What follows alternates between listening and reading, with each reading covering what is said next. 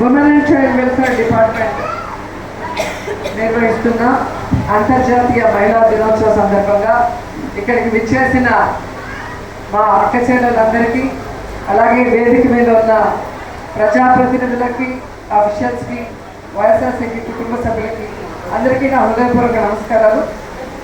ఈరోజు ఈ మహిళా దినోత్సవాన్ని ఒక మంచి theme, inspiring inclusion, invest in women, accelerate progress.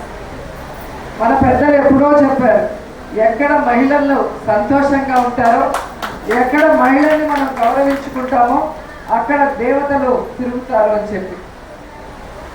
ఈరోజు నేను గర్వంగా చెప్పగలను, జగన్మోహన్ రెడ్డి గారి పరిపాలనలో మహిళా సాధికారత దిశగా మహిళకి రాజకీయంగా, ఆర్థికంగా, సామాజికంగా సముచిత స్థానాన్ని కల్పించారు. మహిళా పక్షపాత ముఖ్యమంత్రిగా ఈరోజు అందరి మన్నలు కూడా పొందుతున్నారని కూడా ఈ సందర్భంగా తెలియజేసుకుంటున్నాను.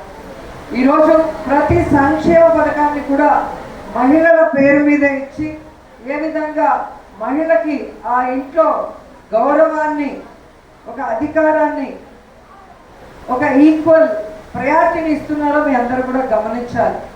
గతంలో మీరు చూస్తే ఆడపిల్లల్ని చదివించాలి అంటే అమ్మో ఖర్చుతో కూడుకున్న పని అని, ఇద్దరు పిల్లలంటే మగపిల్లాడికి మాత్రమే ఇంపార్టెన్స్ ఇచ్చేవాళ్ళు.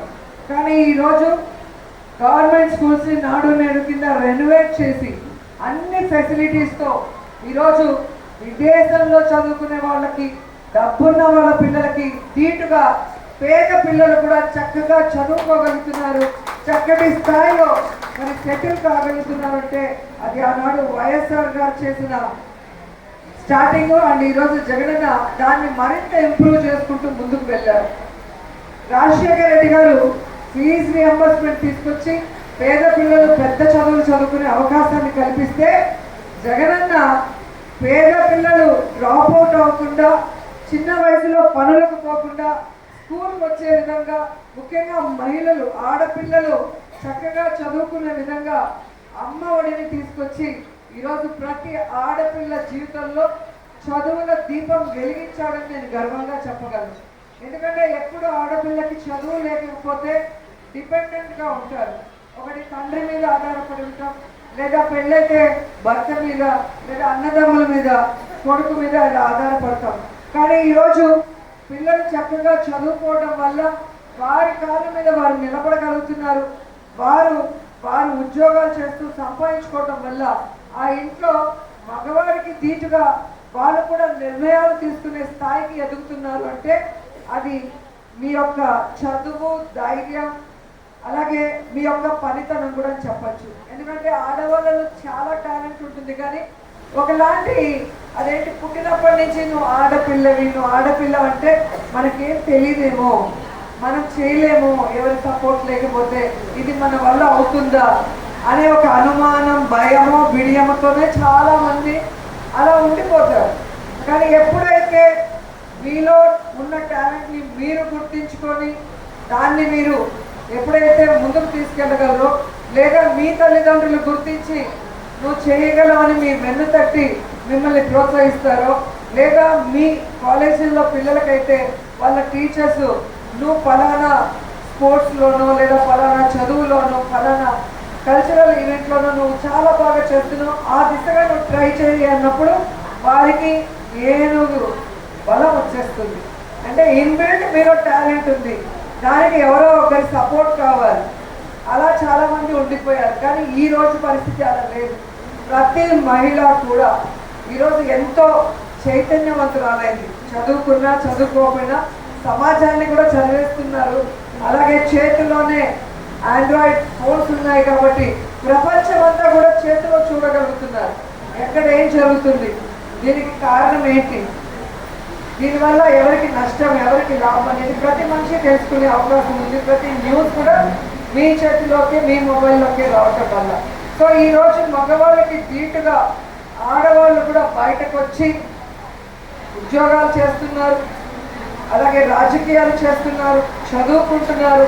ఇక ముఖ్యంగా మీలాంటి వాళ్ళు ఎంతోమంది మహిళలకి ఈరోజు ఇన్స్పిరేషన్గా నిలబడ్డారని కూడా గర్వంగా చెప్పగలను.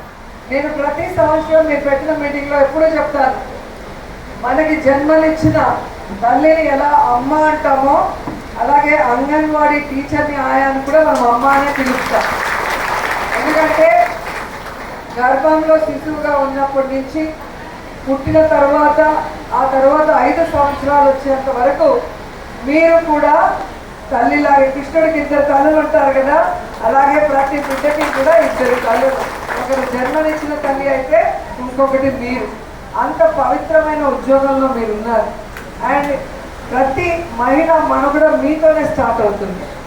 ఆమె ప్రెగ్నెంట్ అయినప్పటి నుంచి మీరిచ్చే సలహాలు, సూచనలు, మీరిచ్చే రిపోర్ట్స్, మీరిచ్చే పౌష్టికమైన ఆహారము, మీరిచ్చే మెడికేషన్ ఏదైతే ఎవ్రీ మంత్ వేసుకోవాలని, తర్వాత డెలివరీ తర్వాత ఎలా ఉండాలి, పిల్లలు బాలించరాలుగా ఉన్నప్పుడు ఎలా ఉండాలి, ఆ బేబీ ఎలా ఉండాలి, ప్రతిదీ కూడా మీ గైడెన్స్లోనే వాళ్ళు ముందుకు వెళ్తారు.